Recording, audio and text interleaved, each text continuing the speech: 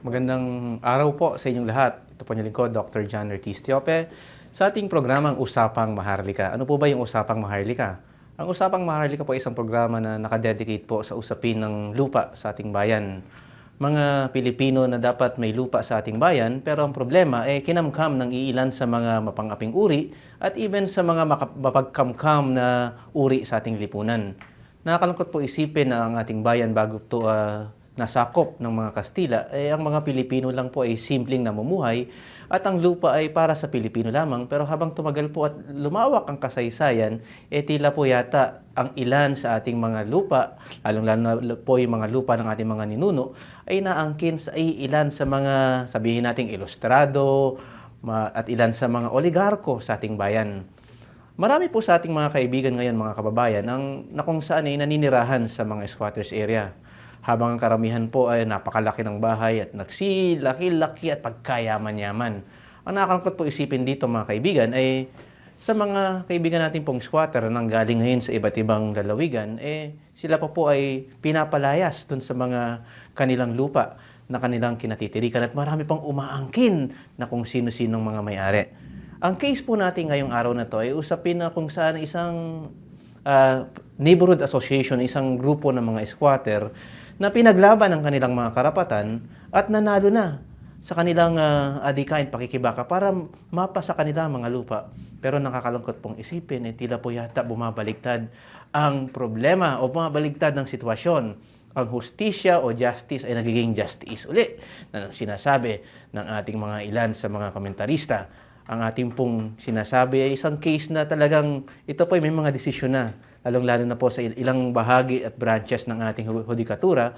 At yung mga desisyon na ito ay dokumentado na sila mismo ay nanalo na sa kanilang pakikibaka para sa lupa na kanilang pinaglalaban. Pero ang nakakalungkot po yata ngayon sa ating pong pag-uusapan, bakit ganito ang nangyayari sa mga lupang ito at dito sa mga kapatid natin, hindi na sila squatter actually, nasa kanila na yung lupa. Ngayon, sila na yung nanalo, tinuturing pa rin mga squatter, mga kaibigan. Pero meron na po silang pinanghahawakang dokumento na sila ay may pag-aari na ng lupa. Ngayon po sa ating Usapang Maharlika, kasama po natin ating co-host, si Ginoong Mario Papa. Kuya Mario, anong masasabi mo? Bumati ka naman. Magandang gabi, Doc. Sana itong programa natin ito ay maging bukas, maging daan para malaman ng ating mga kababayan ang kanilang mga karapatan sa pag-aari ng lupa na tinatayuan ng kanilang mga bahay. Siguro, Kuya Mario, ipakilala mo yung ating mga guests sa araw nito. Narito sa ating kanan si Edgar Lage. Siya ang presidente ng Luzon Avenue Settlers Neighborhood Association o LASNAY. At sa aking kanan ay si Ginoong Oscar Estopin, presidente ng Prime Neighborhood Association na hanggang ngayon ay nakikipaglaban para sa karapatan ng lupa na tinatayuan ng kanilang pamamahay. Sa katunayan, umabot na sa Korte Suprema at ito... Ano nangyari, Kuya Mario, dun sa Korte Suprema? Nanalo na ba ito? Meron ng decision. Final and executory na to. As a matter of fact, napakatagal ng panahon. Ngunit kahit na meron ng desisyon ang Korte Suprema, katakot-takot pa rin harassment na nanggagaling kung kani-kanino mga tao ang nararanasan ng ating mga kapatid na naninirahan doon. Siguro, umpisa natin si kay Kuya Oscar. Okay. Background, ano ba yung background ng Prime Neighborhood Association? Paano kayo nag-umpisa sa pakikipaglaban? Tapos hanggang, ano yung nangyari nung nakaraan? Actually, itong kuwan na ito, yung lupa, yan, na-purchase namin yan. Na-purchase namin o yan, dito mismo ka sa tunay na may-ari na si Mr. Kay Prince Julian Modentaliano, sa kanyang, may ano pa si Mayor pa na noon Panahon ni Mayor Bautista. Siyang may Spain noon, kaya yun, nabili namin yun sa kanila. Pagkatapos, di gano'n na ang nangyayari, nung habang nandyan ng ginugulo naman kami. Sinong gumugulo sa inyo? Yung mga taga City Hall, yung tinatawag nilang upaw. Ano yung upak na upaw? Upaw. Urban 4. Urban 4. Anong ginagawa sa inyo ng upaw? Eh, palaging harassment talaga. Paano kayo hinaharas ng upaw ng Quezon City? Kanila niya yan, CMP. Inaano nila sa CMP. Ano na raw, nakaano na daw yan. Sige, yung CMP, ano naman yung CMP? Ay, Community Mortgage Program. Mm. Ngayon, nangyari dyan, sabi ko, hindi naman sa inyo ito, bakit tukunin ninyo? Ito pag-aari namin. Hanggang sa punto na nagkaroon kami ng demandahan na, hindi naman ako ngayon na. At saka yung... Sino nagki-claim ng lupa nung Ang nakiklaim noon sa amin, yung DBP. Itong DBP, yung Development Bank of the Philippines, ang Luzonville na nakatira namin dyan, bali dalawang faction kami dyan kasi yung Luzonville Homeowner Association at saka yung Friday. Ba't naman nagkaroon ng paksyon? Yun na nga ang masaklap dyan kasi dapat isa lang kami sana yan. Magkakaisa. Kaso nga lang, yung presidente ng Luzonville Homeowner Association, talagang, kumbaga sa ganid talaga sila tungkol sa lupa. Kasi usually, mga neighborhood association, pinagkakakitaan niya ng ilan sa mga neighborhood president, di ba? Yun na nga siguro. Kaya nagbibinta nga sila ng mga lupa. Nagbibenta sila. Ang nangyayari nga, Dok, sa nakikita ko, sa ating nasasaksihan, ang nangyayari, sindikato na to ng gobyerno, ng nakaupo sa City Hall, upaw, barangay captain, at kung sino pang mga tao na sinasabing kanila. Mabigat, Kuya Mario, sinabi mo, sindikato ng mga taga-gobyerno. Bakit hindi mo sinasabing hindi sindikato? Mas mapapaliwanag ng... Kayo kasi nasa baba, masasabi niyo kung paano kayo hinaharas. Paano, Sa amin, kinukutungan ba kayo doon ng mga... Walang nangungutong sa amin kasi hinaharas kami. Gusto nila may palisin dyan. Gusto nila, ang maghahari, yung Luzonville. Ay, paano mangyayari? Yan, kami ang tunay na may-ari nito. Binili namin ito.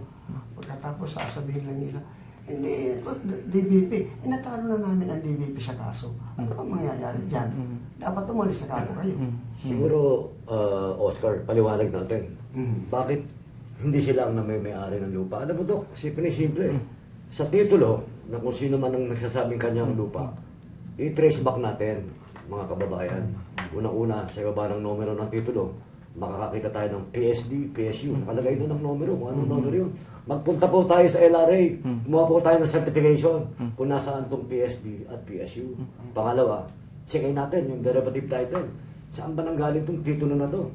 Saan ba, anong titulo ba nanggaling to? At pangatlo, checkin din natin ang decree number. Kamukha nung decree number na ginagamit dito sa pag-aangkin ng DBP at kung sino-sino pa doon. Ang gamit ng decree number ay itong 6667. Sa katunayan, sila Mr. Estopin, nakakuha po ng sertifikasyon sa Land Registration Authority na itong lupa, na sinasabing lupa ng DBP at kung sino-sino pa, ay nanggaling sa OCT 614 with decree number 6667. May sertifikasyon ng LRA na ang lupang sinasabi ng titulo nila ay nasa Quezon Province, wala po sa Quezon City. Yan na po ang napakalaking problema. Dapat itama ng gobyerno itong problema na to dahil napakalaking problema. Sa buong Quezon City, halos lahat ang pinanggalingan ng titulo na inisyu ng Register of Deeds ay galing sa OCT 614. Ito po yung Piedad Estate.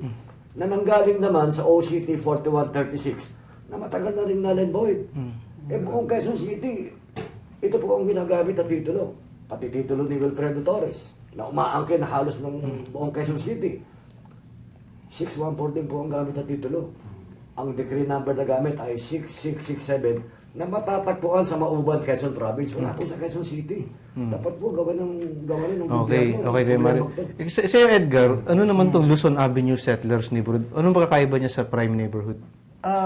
Katunayan, ang Prime Neighborhood Association ay katabi lang po ng inuokupahan nilang lote sa amin. So, ibang grupo sila bilang association, neighborhood association. Kami po ay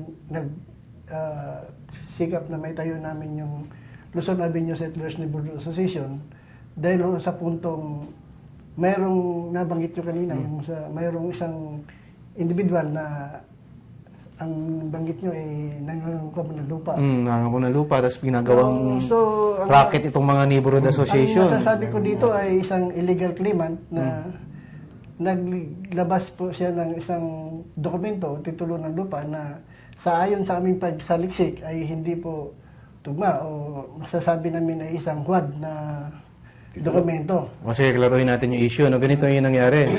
So, kung isa-summarize natin in general, yung nangyari. Yung prime neighborhood, ito yung nakipaglaban sa korte, laban sa DBP, at ang ginamit na titulo ay OCT 01-4 at nanalo. Actually, Doc, yung OCT 01-4, meron dalawang derivative title. Ito yung TCT 408 under the name of Don, Gregorio Madigan Apop, at itong TCT 498 na sumasakop sa Quezon City under the name of Don Esteban Benitez Tallano. Itong OCT 01-4, ito ang kauna-unahang titulo na na-register under Act 496. Okay, Mario. Nung kayo nakipaglaban dun sa inyong claim na hindi kayo pwedeng palasin ng DBP, ang ginamit nyo is yung titulo ng OCT 01-4. So, anong nangyari? Nanalo kayo sa hanggang sa Court of Appeals ba hanggang Korte Suprema? Sa Court of Appeal, dinismiss ang Luzonville na namin kalaban. Nag-intervene kasi sila sa Court of Appeal, dinismiss yun sila. Dinismiss sila. Tapos, di natalo na. Ang hindi na itong Luzonville, hindi na nagtuloy pagdating sa taas na, sa Supreme Court. Ang DBP na lang ang nagpatuloy. Hanggang na sa punto na nga, nabot din mga ilang taon yun, bago ng desisyon, pagbaba ng desisyon, panalo pa rin kami. Panalo kayo. So, nasa Court of Appeals, panalo kayo. Court of Appeal, panalo kami.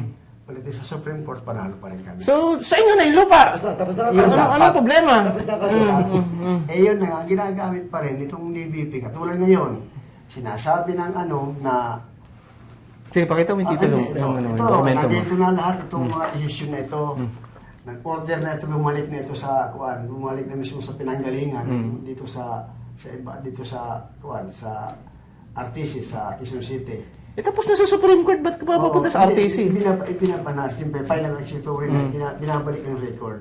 Ganon yung bumabalik sa Ngayon, ang nangyayari, mayroon naman, dinimanda na naman kami ngayon. Dinimanda kayo ngayon? Ang pumapil namang demanda sa amin, ang Luzonville, pero ang DBP, kunyari, sabit lang sila dyan.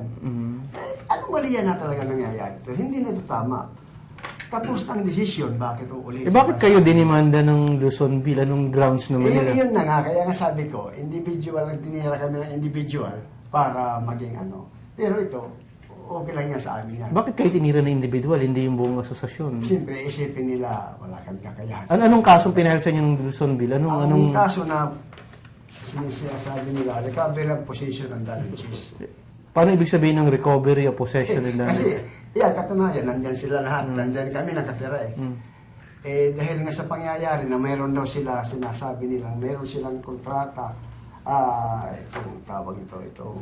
anong sayo-sayo ng kontrata nila? Meron ka ng Supreme Court decision DBP at saka Luzonville. Actually, Doc, harassment to Ito yung masasabi natin wala katapusang... Paano magiging harassment, Kuya Mario? Sila na nga yung may-ari ng lupa. Yung agreement ng DBP tsaka Luzonville ba? No, from the very start, null and void na yun. Hanggang Supreme Court na nandun. Scratch paper na lang yun.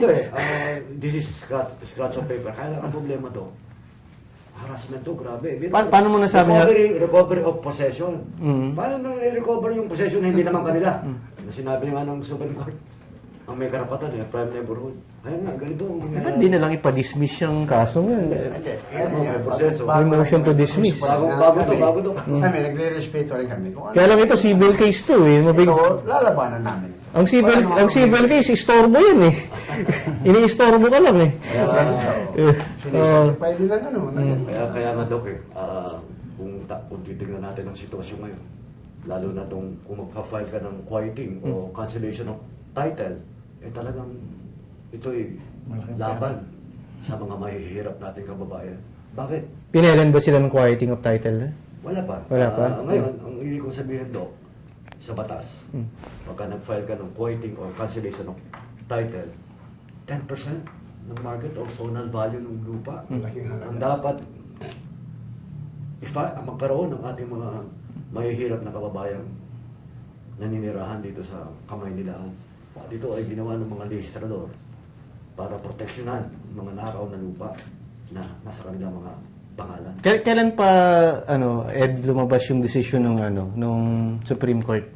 Doon na kayo may-ari ng Yung natalo yung DBP. Ito na po, yung niyan.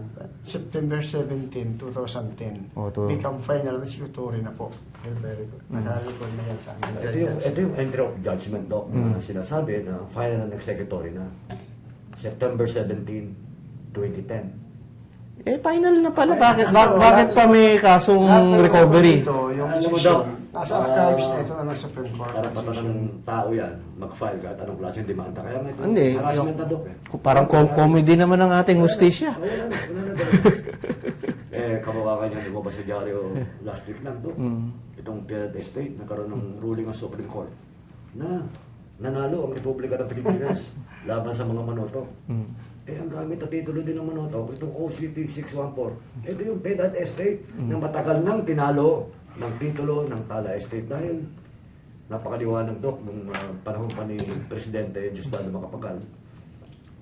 Nag-request siya kay former Land Registration Commissioner, Honorable Antonio Noblejas. In reply, dahil inutusan siya ni Hugo Gutierrez, Solicitor General before, naglabas ng sertifikasyon si Honorable Antonio Noblejas na ang OCT 01-4 ng Talyano is in their files. It is genuine, authentic, Torrens title, and any title not derived from the titles of the Talyano is fake and spurious. At inisa-isa pa niya lahat ng titulo doon. From OCT 1 to OCT 100,000 are fake and spurious. Isa na itong Piedad Estate na itong 614. Napakaliwanag. Ito ay ginamit na basehan o position paper ng gobyerno. Kaya nga walang nagawa ang gobyerno kundi makipagkasundo. Kaya nagkaroon ng decision with compromise agreement. Ano mo kayo, Mari? Masyadong technical yung mga pinag-uusapan, yung number, mga ano-ano. Usually, pag ako manonood nitong programang ito, isa lang papasok sa isip ko, sasabihin natin dun sa konseptong yan, na yung itong prime neighborhood, regardless, ito na yung technicality na pinag-usapan sa Supreme Court, sa inyo na yung lupa. Yun lang naiintindihan ko sasabihin nila, nung nasa inyo na yung lupa, inyo na yan. Ba't pa nila ngayon inaangkin? Yun na nga ang problema namin dyan. Dahil, kaya dinimanda namin sila ngayon. May demanda kami sa kanila na ejectment. Until now, nasa artista pa Ba't in-occupy pa rin ba nila yung Na-occupy pa rin sila. Dapat kayo na nagpapa-eject sa kanila kasi kayo na may-ari Kami naman naman. Kaya sabi ko, okay lang. Basta paglabas ng decision nito, malalaman. kayo ba naman mga neighborhood? Kayo, kuya, good owner ba naman kayo ng inyong ng may-ari ng lupa? Nagbabayad ba naman kayo ng real estate tax nyo?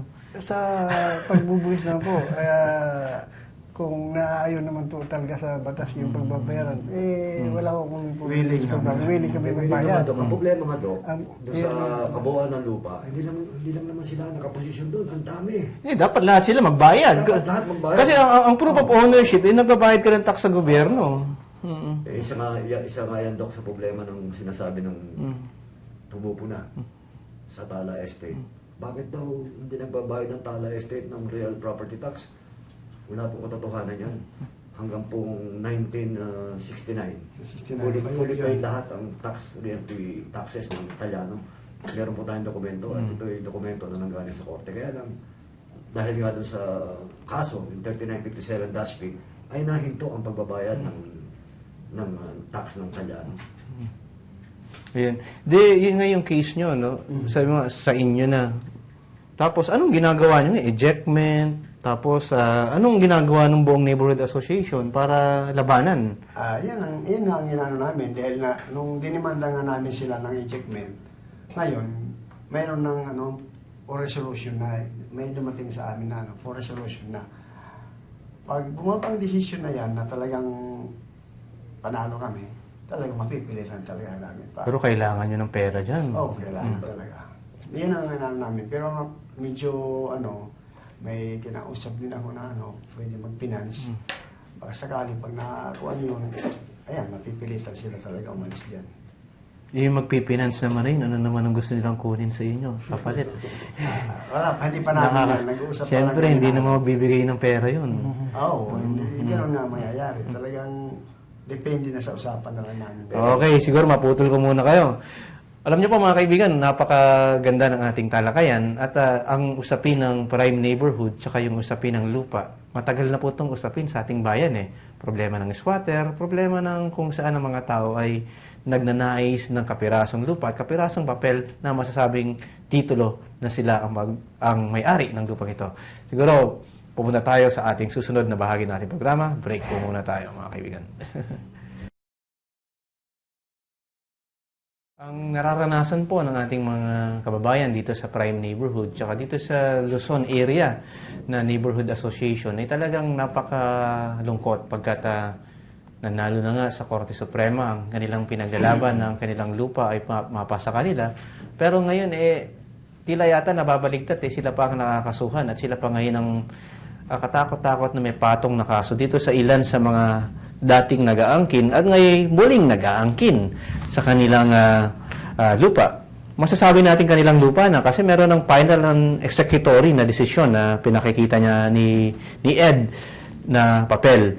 Siguro ngayon puntahan natin yung usapin na kung saan ay ano ang nangyayari sa kasalukuyan. Yung kaso nyo, ano ba yung kasong yan? Ano ba to sabi dito sa kaso ninyo ay Luzon Homeowners Association and the develop. Ano ba tong Luzon Homeowners Association? Sino ba yung mga yan? Ang presidente dyan, Subdivision ba yan o mga squatter din yan? parehas yan, squatter din yan. Ano ba naman yan? Squatter, laban sa kapwa squatter. Ganun ho nangyayari ho sa amin. Sige, ano masasabi mo kaya? Mabanggit ko yung sa Luzonville at saka sa Prime Neighborhood Association. Sila po yung nakatira doon sa isang lupain na nagkaroon nga ng kaso na sa aming pananaw ay panalo na. Gano'n nakatagal organized tong Luzonville Homeowners Association na yan? Since 1980s pa eh. 80s pa. Yung Prime Neighborhood, kailan tinayo yan? Halos sabay-sabay na sila eh. 2001 ko itinayo ito. 2001. Pero nanggaling kayo sa Luzonville. Dati ako, membro ako dyan. Luzonville, Ako vice president dati dyan. Ngayon, nung magkaroon kami ng, makita ko ang sistema doon sa nakita ko ang lupa na peke naman ang titulo ng DBP. Nag-decide ako na magtayo kami ng sarili naming asosasyon. Sabi ko, lalabanan. Bakit ngayon itong dati mong sinasamahan na asosasyon, kasama na ngayon ang umaangkin ng lupa na DBP? Yun na nga. Naging gaano sila. Naging tao sila ng DBP. Parang ganun ang nangyari. Nung hanggang natalo na lahat-lahat, sige pa rin. Ilan ang asosasyon ngayon sa area na yan? Yung Prime Neighborhood? Dalawa lang. Dalawa lang. Gano'n ba kalaki yung membership ng Prime Neighborhood Association? Actually, almost 100 kami dati. Ngayon, na halos nakuha nila yung iba namin mga member. Bakit naman kaya nila may titulo ka na, ikaw na may-ari, dapat sa'yo sumasama. Yun na nga doon ang nangyayari. Kayo na nga ang nananalo dahil tinutulungan sila ng City Hall, ng mga taga-upaw. Sino yung taga-upaw na yan? Sabihin mo pangalan. Marami mahirap lang. Basta, iano ko na lang yung upaw na pangalan. Upaw ng ina niya, Urban Poor. Ito, napakaliwanag na yung ginamit na Transfer Certificate of Title na nakapangalan sa Development Bank of the Philippines. Ito, nakasaad dito, napakaliwanag. Ang decree number na gamit ay itong 6667 na meron tayong sertifikasyon ng galing sa Land Registration Authority na itong lupang ito na sinasabing 6667 ay matatagpuan sa Quezon Province. Wala po sa Quezon City. At ito pong ginamit na OCT na derivative title na sinasabing kanila ang lupa ng Development Bank of the Philippines, OCT 614. Matagal na po null-and-void ito. Ito po yung Pedad Estate na nanggaling din sa OCT 4136 na null-and-void title na napakatagal ng panahon. Napakarami na pong desisyon ang Korte Suprema na null-and-void na itong mga titulo na ito. Meron ba kayong yung decision nung sa Tala Estate, yung ginrant ng Supreme Court na yung Prime Neighborhood may-ari? Meron kayong dokumento nun? Ito po. Ito mismo ang desisyon nito. Yung decision na yan. Ito. Sige nga po, ano bang sabi ng Supreme Court dyan? Bakit ginagrant sa inyo yung Ito sa judgment. Ito na yan. anong sinasabi sa inyo ng judgment dito na kayo ang may-ari sa huli? Sa bandang huli. Napakadami pala nung ano, no? Napakahaba ng desisyon, ano? Pero ito yung notice sabi dito, please take notice that on May 18, 2009, a decision, resolution copy attached herewith was rendered with the Supreme Court in above case title. So, Estopin, tapos ang haba ng ano niya, no? So, Court of Appeal na ito. Sa Court of Appeals. Ito, Doc, ang pinaka-entry of judgment na magpapatunay na Anong naging basis ng judgment, Kuya Mario? Ang naging basis ng judgment nito, dahil meron kaming deed absent. Isa yun, naging basihan. Na, Sinabi ba sa judgment na yung titulo ng DBP epeke at yung titulo niyo ay totoo? Pero ginamit namin ginamit namin yan na ginamit namin yan doon. Nagpa-manifest namin. Yun, pinamanifest namin yun sa korte. Ganun ang nangyari na Kaya ito na ang nila dito, ang decision na ito. Anong sabi niyan sa decision mo? Ito, may talong nga dyan. The question now is whether PNA is a third party in possession of the property claiming the right adverse to that of the Debtor. The answer is yes. Yan. Yun, may... Ito Supreme Court to, ha? Oh, isa Nasasabi. talaga. Certified sa copy po ito. Alam ba nila yan, itong mga nagkiklaim na yan? Pero after the judgment ng Supreme Court, ano nangyari ngayon? Certified sa Na- copy. panahon pa ni ni Justice Puno. Ni Justice Puno. Ay, siya nakapirma mismo. Okay, pero Kuya Mario, ganito, no? Ano yung proof of ownership nila ngayon besides sa Supreme Court decision na kayo yung may-ari ng lupa? Di ba usually titulo yung ginagamit na nilalagay sa LRA? Isa nga yun isa sa mga problema to. Dahil itong TCT 498 na sumasakop doon sa lupa na pinipilikan ng pamamahay ng Prime Neighborhood Association ay nasasakop ng TCT 498 under the name of Don Esteban Benitez Tallano. Dok, napakalaki nito. Itong TCT 498 ay magmula sa Quezon City hanggang dulo ng Bulacan. Pero hindi to lang, Kuya, dun sa area lang niya, yung sa area na... Kaya nga, Dok, yan, ang sa legal na pamamaraan. Pwede naman i-survey yun, tapos... Isa-segregate yun, Dok. I-segregate nga, oh. Isa-segregate mo yun. Bago mo... Ba't hindi na-segregate? No, nakasegregate na. Meron na, matagal na nilang na-segregate yun. Isa sa mga problema nga natin, paano natin patitituluhan? Bakit hindi mo patituluhan? Ang LRA, problema, pati gobyerno, city government, lahat may problema. Hindi, meron kang basis, meron kang Supreme Court ruling. Yan ang isa sa napalaking problema. Paano mo patitituluhan? Bali, wala pala tong Supreme Court ruling na to. Pangalawa, Dok, nung sa decision with compromise agreement, hanggang nung umabot ng nasunog lahat ng dokumento, 2001, na-reconstitute lahat yung titulo na yan. As a matter of fact, yung pumirmang RD, nakapanayan pa namin yung aming kasama, si Mr. Jimmy Tiglao, na RD ngayon, ang Tagaytay, namin yan, talagang na-reconstitute na yan. Ang problema, nasaan yun, na-reconstitute. Sa corruption ang nangyayari sa kalupaan dito, nasangkot mismo ang LRA, Register of Deeds, Bureau of Lands, DNR. Talagang napakahirap. Kasi Kuya Mario, kung ito na patituluhan, ito na yung start ng pagsasaayos ng mga land titling eh. Yun nga. Ba't Kaya papaano sana namin, mapatransfer sana namin. Kaso yung kailangan din ng pera, transfer pa ng capital gain tax. Siyempre. Kaya kami, nag-iipon pa kami. Nag-iipon pa kayo? Para patransfer sa pangalan namin ng client. Ready ba naman yung mga miyembro ng Neighborhood Association? Doon sa feeling sila? Siyempre, guys. Pag namin, sisigrin na mga... Magkano na yung zonal value ng area sa Prime Neighborhood? Quezon City yan eh. Medyo mataas-taas na. Mahal na doon, Dok. Yung mahal din ng transfer tax mo niyan. Oo, ganun na nga. Kaya yun ang Kasi, Dok, muna namin. yung lupa yun, Dok, nadaanan ng Congressional Avenue. Kaya, prime lot na yun. Prime lot nga.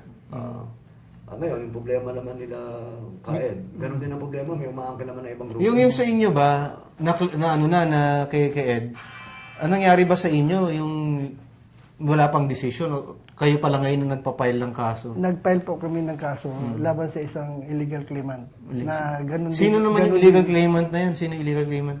Kung yung mamarapatin, babanggitin ko po, si ang attorney Rafael Pilares. Pilares? Sino naman to si Pilares na yun?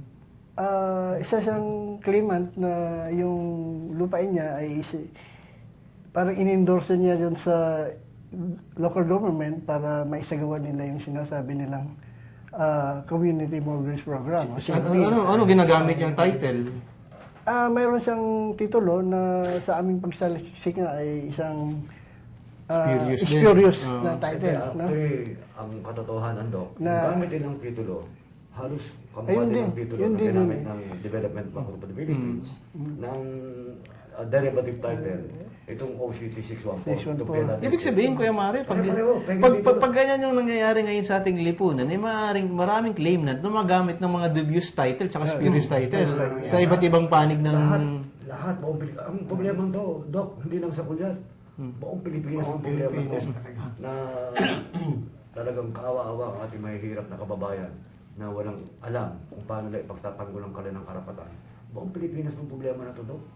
Kaya dapat solusyonan ng Yung sa inyo ba gobyerno. magkatabi lang? Magkatabi? Magkatabi pong lote po yun, isang parsila ng lupa na iisa ang PSD number, description number, iisa ang OCT number, at iisa po ang decree number. So, sa makatwid, sa aming pagsasaliksik niya,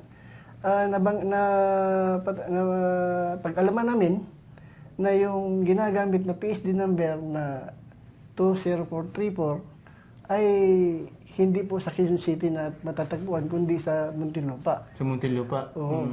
Na nakasangkot po doon sa Ibig sabihin, sa binabanggit nyo nung ngayon, tapos titignan pa natin ngayon yung issues na nangyayari sa kasalukuyan sa LRA tsaka kay Chief Justice Corona. Ang daming palpak pala sa LRA. Yung mga kanilang mga titulo, gulo-gulo ng recording, gulo-gulo ng record. Doon sa aming tema ng demanda, sa aming demanda na annulment of title doon sa kay Pilares na property na sa aming pagkakaalam isang illegal claimant si Pilares.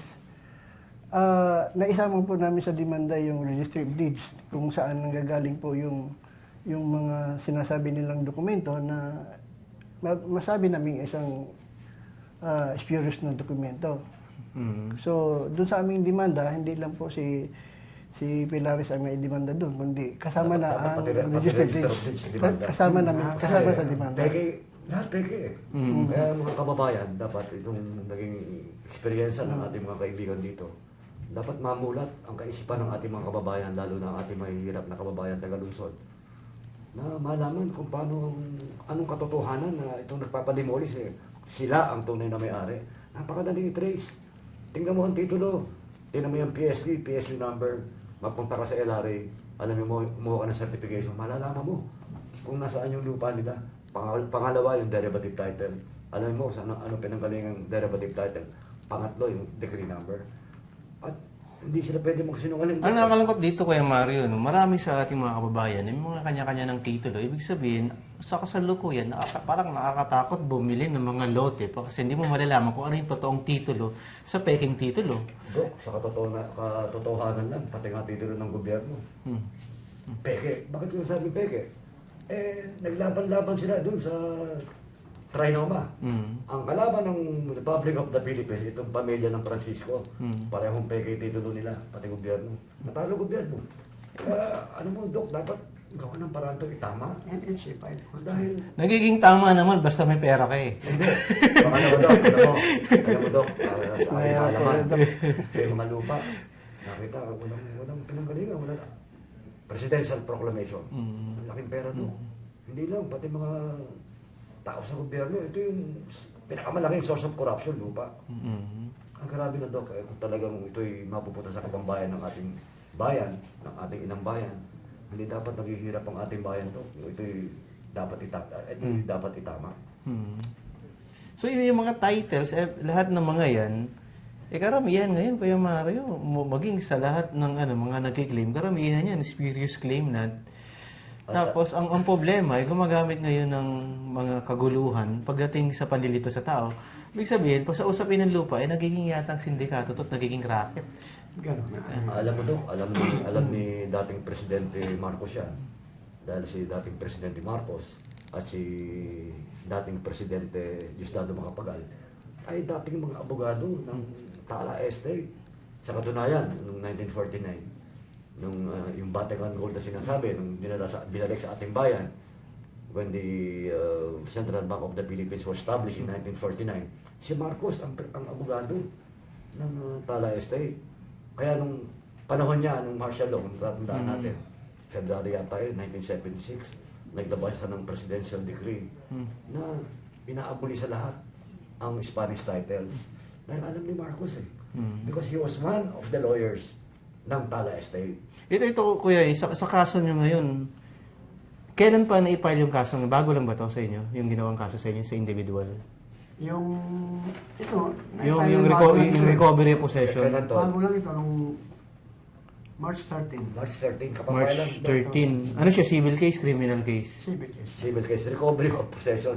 Nire-recover nila yung property na hindi naman kanila. At saka natalo na sila dito. Doon yung ako nagtataka, bakit recovery possession? Alam mo, Dok, hindi mo naman pwedeng maawat itong... Kaya Kuya Mario, ang punto dito, sila may hawak na titulo. Ang hawak nyo, Supreme Court decision. Kasi yung hawak nga din ng dokumento, nagpapatuloy na kanila, yung MOA, yung Memorandum of Agreement nila sa City Government at saka sa DBP.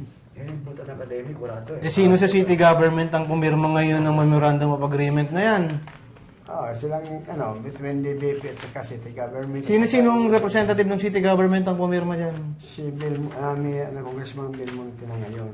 Ba't di nyo pailan ng kaso sa ombudsman? Hindi, darating tayo dyan. Oo. Alam mo, Dok, dapat ka. Pwede siyang pailan ng kaso sa ombudsman yan. Dok, alam mo yun. Darating tayo Yung ating dyan. mga kababayan. Yung mga tao na Hindi mo alam kung ano ang dapat. Botante kayo, marami kayong botante doon. Matatakot yan, huwag niyo iboto. Na magkaroon ng legal na aksyon. Kasi ibang kababayan natin, magkararally. Labanan natin ng legal na pamamaraan. Meron pang legal na pamamaraan para labanan itong mga illegal na mga ngamkam ng lupa. Pati itong mga nag-i-issue ng mga peket dito na dapat i-demanda natin lahat ito Ayan, meron ng katunayan, napatunayan na ng Prime Neighborhood Association. Dapat mabuksan ang isip ng ating mga kababayan. Meron pa pala tayong legal na paraan sa paglaban. Hindi kaya lang, Kuya Mario, nanalo na nga sa ano. Ito ang problema, no? Yung case study ninyo kasi, magandang case sa pakikipaglaban sa lupa. Ang problema ngayon, yung sustainability na sinasabi. Kumbaga, na-grant na nga sa inyo yung decision, nasa sa inyo na yan ngayon. Patitiluhan ninyo, bayaran niyo yung real estate taxes. Ang problema, dun, nag-end lang tayo sa Supreme Court decision. Kaya ngayon, ito ng mga kalaban ninyo, nakahanap ngayon ng paraan para gawang muli kayo para iharas. Di ba? Pero meron na kami dito panlaban. Mahirap lang kasi banggitin natin ang gano'n. Basta, Hindi, pinakamadali yung panlaban pati tituloan yung lupa nyo. Kasi pag hawak nyo na yung titulo nyo, wala na silang karapatan doon. Hindi, tsaka itong reklamo nitong mga tao na ito, wala na Alam naman nila, walang kahihinatan to, kaya talagang harassment na lang. Hindi, may kahinatan pa yan, Kuya Mario. Kasi pagdating sa konsepto ng harassment, asar talo Inaasar na lang kayo Kumbaga, pahabaan ng pisik pagdating sa pondo, sa demanda. At kaya habang ang nananalo lang naman sa demanda, hindi naman yung wala namang nananalo dyan two parties, panalo dyan palagi abogado. Yung attorney's fee. At saka, Doc, siguro, common sila yung talagang nakaka-experience ng paano mamuhay ang isang squatter. Paliwanagan natin, ano ba itong, ako sa tingin ko, itong community mortgage program, may pahirap sa mahihirap natin kababayan to. Pwede ba nang liwanagin natin? Ito ako na po kung marapatin. Ang Community Mortgage Program o CMP na tinatawag ay isang programa ng gobyerno na patungkol sa palupa at pabahay ng mga maralitang Tagalog. Pero i-award lang sa inyo yung lupa, hindi naman kayo bibigyan ng titulo. Hindi, Doc. Pagigiba sa'yo yung bahay mo. Bibigyan ka lang ng ilang metro kwadrado at yung lupang ginawa mo, pinaghirapan mo para sa pamilya mo, ikaw ang gigiba. Paliwanag pa, siguro mas mapapaliwanag mo yun. Na yun sa yung programa ng CMP, yung proseso, ang bawat beneficiary lang po nito ay mag-uukupa lang po ng 28 square meter. Sige, Kuya, cut muna kita, no? Siguro mamaya, mga kaibigan, dun nag-stop tayo sa CMP Community mortgage program, isang usapin na kung saan maaaring sabihin racket o totoo o ito ay isang programa ng gobyerno para tulungan ang ating mga kaibigan o mga kababayan na walang lupa. Mamaya i-discuss ito ni Kuya.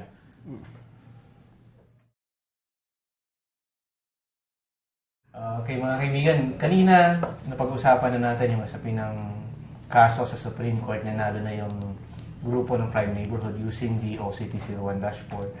Ngayon, na-discuss na natin yung usapin ng mga neighborhood association, yung mga gulo, at na-discuss na rin natin yung usapin ng kaso sa kanila ngayon, sa kasalukuyan. Siguro ngayon yung punto ng nangyayari sa squatters at yung mga kalakaran na nangyayari sa squatters area. Pumasok dito yung salita na community mortgage program na programa ng gobyerno. Siguro kaya tuloy natin yung community mortgage program. Ang community mortgage program ay ito ay isang programa ng gobyerno ng palupa at pabahay ng gobyerno na medyo nagkaroon ng problema dito sa implementasyon ng Bakit ka SMP. problema?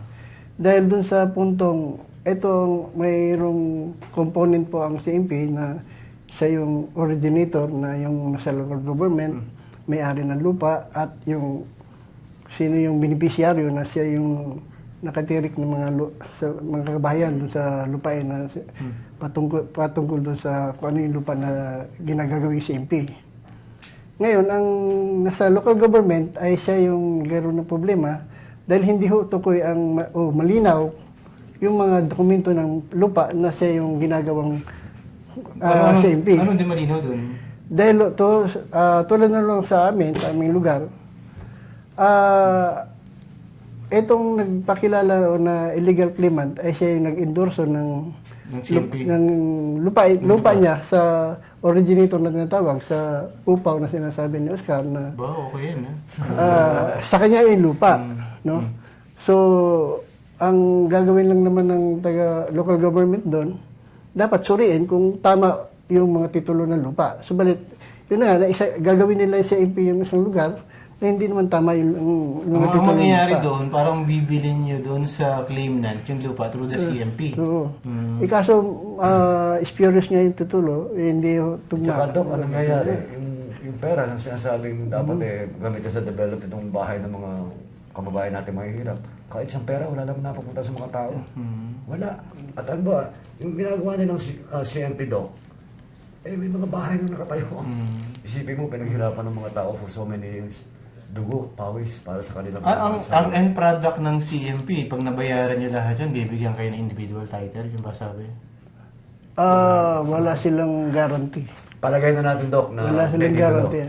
Na-trace back nila yung titulo ng sinasabing may-ari ng lupa. Kaya Kuya Mario, ang punto doon, yung sa CMP, walang katiyakan. Parang ano lang to parang kosmetiko na programa na parang pang-akit lang yun. Squatters area to. Kasi politiko, lalapit ako dito. Oy, si CMP ko kayo, malapit na halalan na. Tapos pagdating sa huli, magkakalimutan na tayo. Hindi, Dok. Anong CFP kung talagang hahalukayin mo ibig sabihin ng CFP, pahirap sa mahirap, Dok. Babayaran mo yun for so many years. Pagka kinuwenta mo, grabe presyo, Dok. At ang masama pa doon, Dok, bibigyan ka lang ng 28 square meters. Kaya yung bahay na tinayo mo, gigibayin mo pa yun. Hindi, i-organize naman nila Kuya Mario para maging maganda yung lugar kaya tagi 28 square meters. Wala. Zoning system ang tinatawag nila, di ba? Tingnan mo lahat ng ginawang CMP, walang ganun.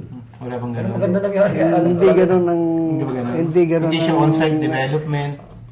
Dapat kung on-site development po 'yan ay aayusin talaga na isang developer yung lupa na isaayos nila yung Ibig sabihin, racket to ni politiko. Malaki, Dok. malamang ganun. Umaga panghatag ng boto si Kaya CMP. pagka mag-election, Dok, Ganun ang ginagawa basa nilang source namin. para magkaroon sila ng pondo para sa eleksyon. Alam ko yan. Kaya na, marami na ako nakitang ganyan mga... Kasi yung mga... Ako naging concern, nakita ko yung mga ganyan. Pagdating ng mga lapit na eleksyon, yung mga politiko nagpupuntahan na yun sa mga squatters area. Sabihin, alam nyo, yung lupa ninyo, asikasuhin namin yan, mapapasa inyo to. Pagkatapos ng 3 taon, nawala na naman. Pag malapit na, biglang lalapit ulit, ayusin namin yung lupa nyo. Dok, this week, lumabas lang sa ABS-CBN ba, GMA, yung nangyari sa mga kababayan natin na 4 na beses nang na-demolish sa Subic. Ano na, lumabas sa TV. Ba't naman 4 beses na-demolish, tinayo ulit, tapos 4 tayo beses na demolish. Bakit? Inilagay sila kung saan ng city government. Ayun, huling-huli na demolish na. Pang-apat na beses na, Dok. Wala katapusan to. Dapat itama talaga ng tamang gobyerno to. Wala. Kahit pagkalaman, kahit Mahirap na ikaw may talaga, pera. Dok, pagsindikahan buong Pilipinas. talaga. Pero kung halimbawa, operang kayo ng gobyerno, sige, on-site development, palagay natin ng condominium dyan, tapos hulugan nyo, okay sa inyo yun? Okay ho sa amin yun kung legal yung titulo, tama ang titulo. Paano mangyayari? Hindi Hindi ho naman- mangyayari po. hindi naman kasi kanilang titulo. Hindi yung titulo. Yung Fake titulo yung po ng titulo. lupa Kung ang talagang totoo basis na, dito eh. Maganda sana. Yan nangyayari. Lalapitan ka lang ng ganun. Pagdating sa ano, Hindi nga, halimbawa, Mababaliwala ganito na rin. nga ako yung konsepto ng titulo eh. Alam na natin na peke yung titulo. Kumbaga, ito, para sa inyong kayo unlad, alam nyo naman, naging problema din nyo naman, naging problema nyo nung nanalo kayo, hirap din kayo magpatitulo. Sabihin ng gobyerno, sige, on-site development natin, tapos bigyan ko kayo ng individual title. kung para sa akin naman doon ganito, halimbawa, kung mayroong lalapit sa amin na may finance, gusto nila tayuan ng high-rise dyan. Katapos i-absorb kami talaga dyan sa ano. Sige ako, pipirma ako sa kontrata namin. Hindi, sa problema niyan, Dok, sinasabi mo, gobyerno, sige, bibigyan ko kayo ng titulo. Ano karapatan ng gobyerno na magbigay ng titulo? Hindi naman sa gobyerno yung lupa. Ang gulo-gulo talaga, no? Dok, Dok, isipin mo, panahon pa rin Presidente Marcos. Kitang-kita ng mga mata natin, yung mga naglingkod sa kanya ng tapat, na nasa Fort Bonifacio, nung wala na si dating Presidente Marcos, mga dating sundalo, militar, polis, Yung problema, binawat sila palabas, Dok. Ha? yung problema kasi Kuya Mario, ganito, kung hindi naman ganun mangyayari, yung squatters area na dyan, sa puntong yan, mananatiling squatter na lang, walang kabuhayan, walang Kaya nga, ano. Dok, dapat itama ng tapat na gobyerno. Kasi kahit sinong pangulo, kahit sinong mayor, kahit sinong nakaupo sa poder, sinasabi, diyan kayo tumira. Sa inyo na yan. Erap City. Kasi magiging problema ito in fairness sa lagay natin sa gobyerno. Kung lahat ng squatters ang gagawing dahilan, hindi nyo kami pwedeng palayasin dito kasi ang may titulo yung mga Talyano. Dito kami mananindigan. Tapos yung lugar, binabagoy naman nila, di nila ini-improve at wala silang gagawing ano. Kawawa naman yung bayan natin. Dapat nga magkaroon ng isang gobyerno na gumawa ng tamang reforma sa problema sa lupa. Dahil ito ang pinakamalaking source of corruption. Grabe na. Kaya nga, Nagiging ano sila, yung parang Kasi ang nakakatakot dito Kuya Mario, ang titulo ng Tala Estate, maaaring gamitin to ng ilan sa mga squatters, professional squatters, sa kanilang sariling interes. O sabihin ng hindi nyo kami pwedeng palayasin, ito yung ang titulo ng Tala Estate. ito nga, Dok, ang dami kang gumagamit yan. Unang-una na itong grupo ng Rodriguez na matagal nang pinalo ng Tala Estate. Pinagmamalaki ng Rodriguez na meron silang Supreme Court decision na isang maliit na lupa sa Iriga. Ito yung pinagmamalaki nila. Ang dami nilang nalolokong tao. Ang gamit nilang titulo, OCTC Roan Dashboard din, na walang pahintulot sa tunay na may-ari. Pangalawa, sino pa ba yung akopyado na sumakay dito sa mga Rodriguez? Ang dapat palang ginawa ngayon ng Quezon City Government sa sitwasyon ninyo, nung nanalo na kayo at meron na kayong order dito, instead na makipag-usap pa dito sa DBP tsaka sa Luzonville, kayong dalawa na lang nag-usap sa development Di ba? Yung nagkaroon ng kompromiso para mapaganda yung lugar. Saan kukuha ng pondo, Dok? Itong sa UPO, may pondo. Ito yung ninanakaw nila. Hindi nga, yung upaw ngayon, tsaka sila mag-uusap ngayon. Ibig sabihin, kaya hindi nakipag-usap sa ganung usapin, hindi sila kikita sa inyo. Walang nakikita. Alam mo, Dok, yung pondo para sa CMP sinasabi, walang napupunta dun sa mga tao na sinasabi magiging... Para saan pa yung upaw na yan? Kalokohan nga Tapos kung kukwentahin mo kung magkano magiging buong kabayaran nung lupa na naanda doon sa CMP, Sila na wala pang titulo. Kasi, Kalokohan, Dok, ano ba yung mandate ng upaw sa local government? Yung ba yung trabaho ba nila para ibigay yung mga lupa dun sa mga squatters area o para i-regulate lang yung mga yung mga squatter? Ginugulo lang talaga. Hindi ginugulo. Oo. Paano ginugulo? Katulad yan, dati maayos naman ang sitwasyon namin. Nung pasukan kami ng upo na yan, talagang nagkagulo-gulo lang kami dyan. Ba't naman kayo ginulo ng upaw? Yun na nga, sinasabi nila na magkakaroon daw ng CMP. Hindi naman ako pumayag. Hindi, nakipag-usap naman kasi, tama. nakipag-usap mo to si upaw doon kay sa isang claimant Sir Clement. Ibig sabihin, magkano dahilan? Ganun ba yan? Iwan ko, hindi naman masabi. Pero palagay ko, mayroon isang dahilan dyan. Magkano nga ang dahilan? Isa yun, sabi niya, pinupunto nung kasama Oscar na yung problema namin dun sa upaw na sinasabi, yung originator kung sa local government man, kasabat na yung taga-barangay dito, na nakipag-deal sila sa isang illegal claimant ng lupa na ini-introduce nila yung dokumento nila na hindi naman ho tama para maisagawa ng CMP ang lugar na ayon sa aming paniniwala ay hindi po tama doon sa isang pagsasagawa ng CMP na ang isang titulo ng lupa ay peke. Oo. Ngayon, kung papayag kami sa ganong sitwasyon,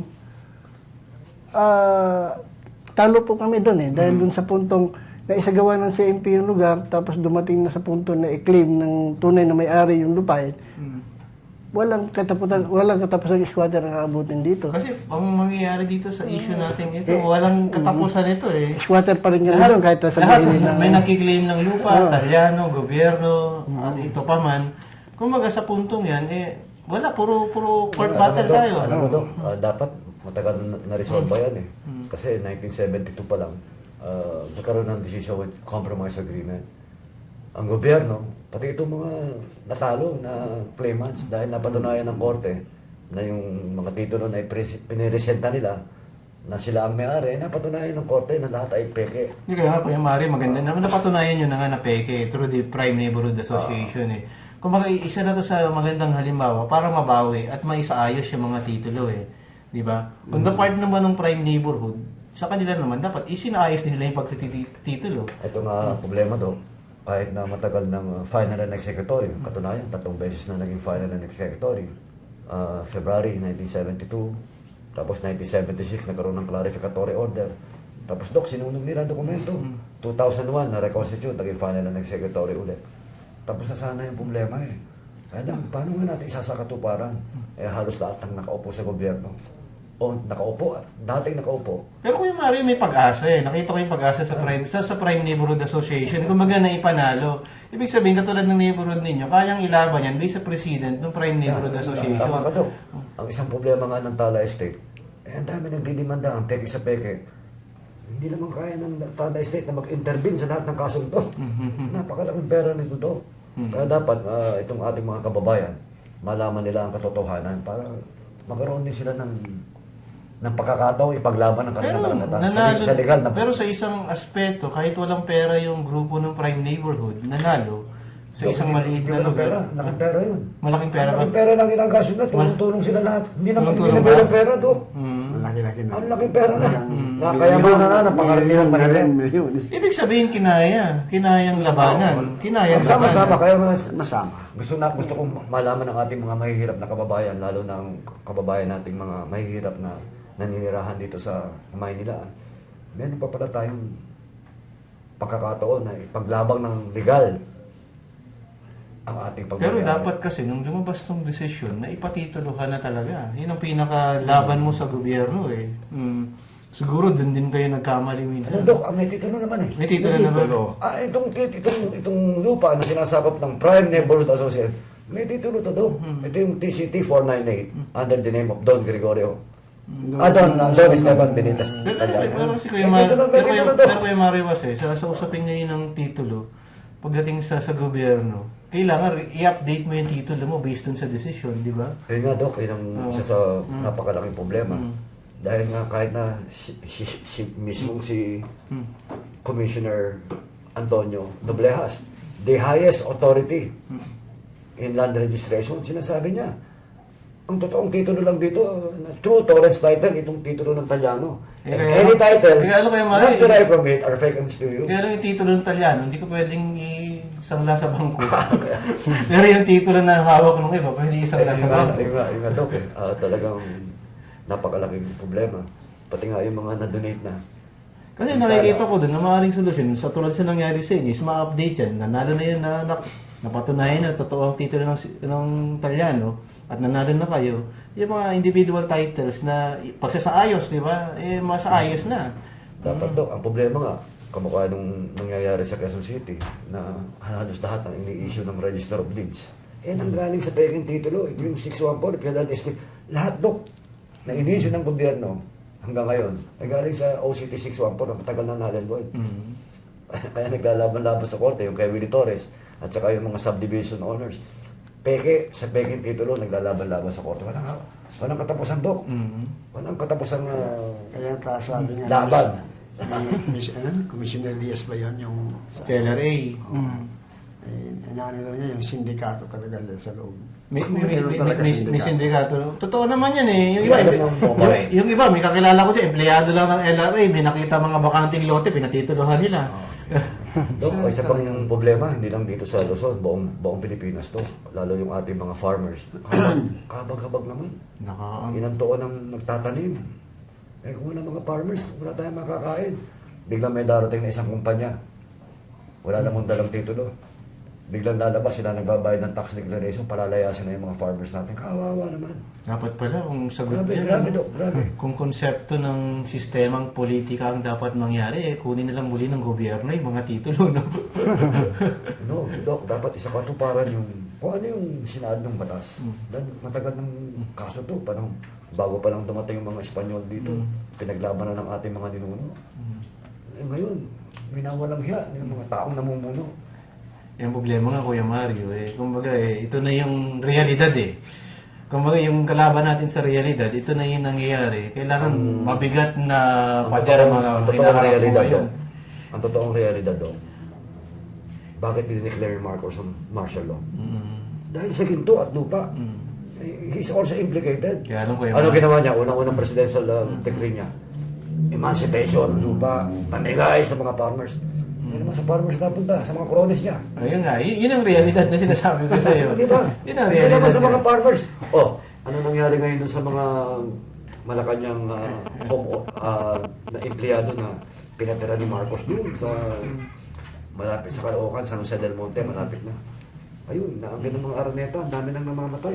Yan nga yung realidad na sinasabi ko Grabe. sa iyo. Kumbaga, ito na yung mga may-ari ng titulo. Ito na yung sistema. Ang lupa ng Ortigas, sinasabi nilang kanila. I-trace back mo lupa ng Ortigas, nasa Florida Blanca, wala sa Pasig, wala sa San Juan. Itong lupa ng Ayala, i-trace back mo titulo. Yung OCT 383. Wala sa Makati. Nasa Quezon Province ang lupa nila. Ito yung mga pinagagawa ni Marcos.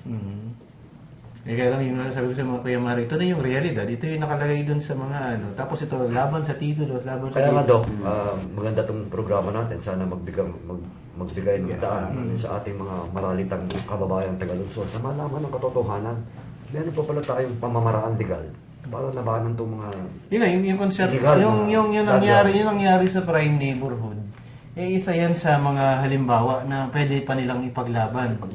Yung kanilang karapatan. At hanggang sa kasalukuyan nanalo na nga sa Supreme Court, siguro, yung mga lessons learned siguro ng maaaring matutunan dyan pagkatapos ng pagkapanalo, kailangan sustainability ng inyong pagkapanalo.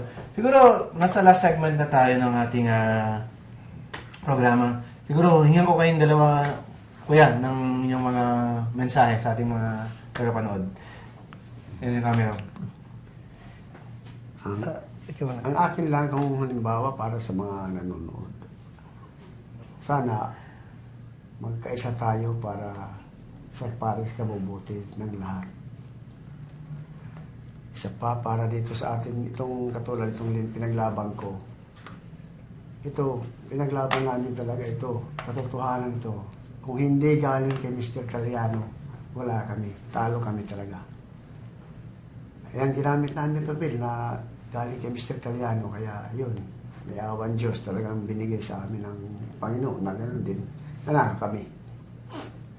Yun lang po akin. Sa akin naman, sa lahat ng mga katulad ko na naghahangad ng isang katotohanan patungkol sa palupa, susuriin po natin sana kung ano yung tunay na itinataglay ng isang dokumento na siyang patunay kung siya ay tunay na nagmamayari ng lupa o hindi. Dahil sa aming karanasan ay may mga pumapasok na pong harassment sa amin na sila ay daw na may-ari ng lupa na kinatitirikan naming kabayan. Subalit, sa aming pagsusuri ay hindi totoo yun. At ito ay ginagamit pa pinapasa pa sa gobyerno para siya yung maging daan para sa isang harassment na kami paalisin sa isang lupa na hindi naman sa kanila. Okay. Kay Mario. Sana itong programa natin ito ay maging daan para mabuksan ang kaisipan ng ating mga kababayan tungkol dito sa korupsyon, pekeng titulo, at itong sobrang demolusyon na grabe na ang magiging parang parusa na sa ating mga kababayan, lalo ng mga kababayan natin mahihirap na wala man lang kaprasong papel na hawak para mapatunayan na ang lupang tinitirikan ng kanilang bahay, meron pala silang karapatan. Okay, kay Mario. Alam mo mga kaibigan, ang kaso po ng Prime Neighborhood Association, isang kaso na maaaring sabihin nating premier na kaso to sa Prime Neighborhood na kung saan ginamit nila yung OC-1-4 at yung Taliano Estate para ilaban ang titulo laban sa DBP.